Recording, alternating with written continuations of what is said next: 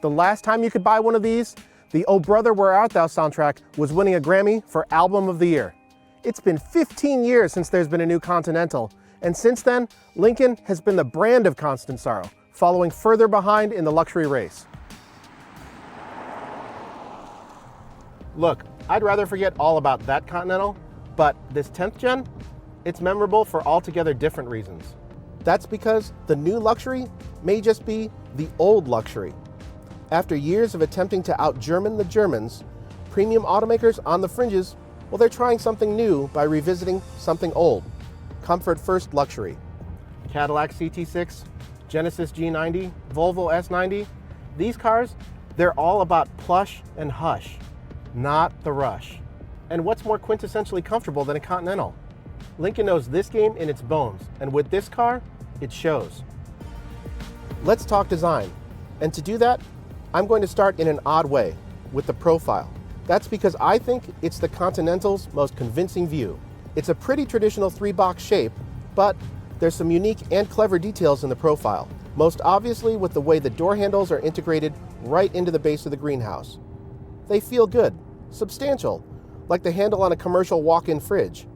And I particularly like the side mirrors, which look both sculptural and expensive, sitting up on their chrome pedestals. I don't even mind the chrome that says Continental.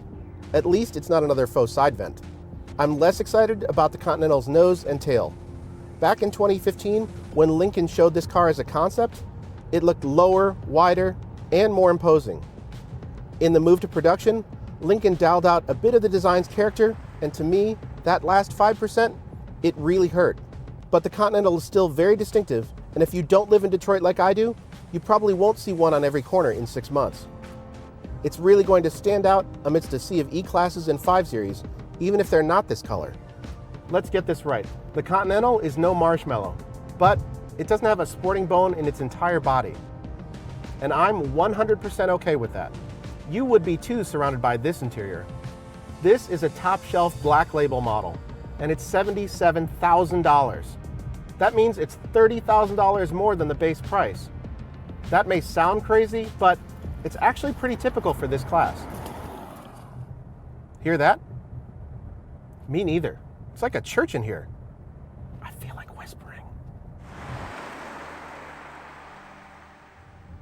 Slump into the 30-way adjustable perfect position seat that looks a little bit like an Eames lounge.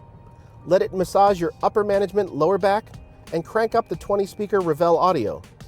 Pretty soon, you'll forget not just about your day at the office, but about steering feel, corner carving, and Nürburgring lap times. You weren't really going to take the winding road home anyway, right? This is a very comfortable, very nicely screwed together cabin with lots of feel-good leather and real wood. The back is a pretty nice place to be too, with acres of legroom and dedicated HVAC controls. But at least in this panoramic moonroof model, Lincoln forgot something very important: headroom. I'm 5'9", and I can feel my hair touching the headliner. Look, I know this car was designed with the Chinese market in mind more than ours, but come on.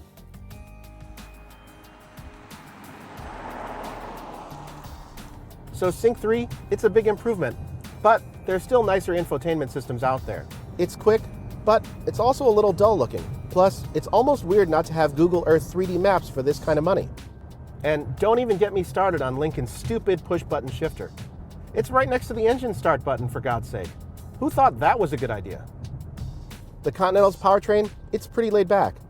This being a top-shelf model, it's got the most powerful of 3 V6s, a 3-liter twin-turbo unit tied to an old-school 6-speed automatic. Horsepower and torque, they're both listed at 400, but you'll rarely feel the need to use all of them. Even in sport mode, yes, this has one, the Conti never eggs you on, even though it's capable of genuinely hustling. The Continental is loosely based on the Ford Fusion, but don't let that bother you. Available in front or all-wheel drive, this particular car is powered at all fours, and I think really that's the only way to go with an engine this powerful, especially in weather like this. The Continental isn't just an indulgent commuter pod, it's a great long-distance cruiser.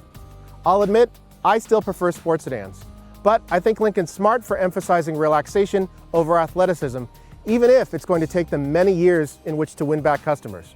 Look, Luxury cars, they're all moving toward inherently less involvement thanks to the rise of autonomy. And it's not like there's an Autobahn outside America's back door, so why are we pretending?